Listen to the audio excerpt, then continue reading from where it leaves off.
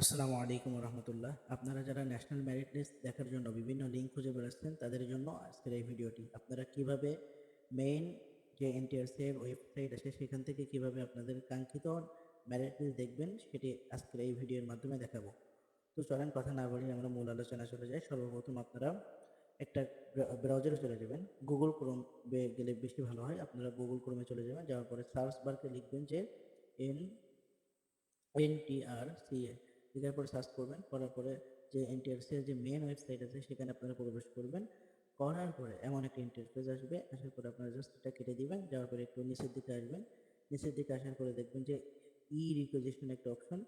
এই ই রিকোয়েজিশনের যে ৩ নম্বর যেটা আছে যে ই রিকোয়েজিশন লগইন, জাস্ট এখানে ক্লিক করবেন। করার পরে দেখেন যে এরকম একটা ইন্টারফেস আসবে। জাস্ট নিচের দিকে দেখবেন যে কম্বাইন্ড ন্যাশনাল মেরিট লিস্ট, এখানে আপনারা জাস্ট ক্লিক করবেন। করার পরে দেখেন যে চুজ লেভেল, এই চুজ লেভেলে আপনারা সিলেক্ট করবেন যে আপনারা কোন পর্যায়ে দেখতে চান। যদি স্কুল অথবা মাদ্রাসা যেটা মাধ্যমিক পর্যায়ে সেটা দেখতে চাইলে আপনারা ২ নম্বরে ক্লিক করবেন। আর তারপরে আপনার চুজ সাবজেক্ট, যেমন অ্যারাবিক ৩৩০ যদি দেখতে চান, দেখেন এখানে আপনার সব শো করতেছে। আর আপনারা যদি আপনাদের এটা দেখতে চান, মেরিট লিস্টে দেখতে চান, তাহলে এখানে জাস্ট আপনার রোল নাম্বারটা বসিয়ে দিলেই আপনার কাঙ্ক্ষিত সেই মেরিট লিস্টটা আপনারা দেখতে পাবেন। তো ভিডিওটি যদি ভালো লেগে থাকে অবশ্যই লাইক করবেন, শেয়ার করবেন। ধন্যবাদ। আসসালামু আলাইকুম।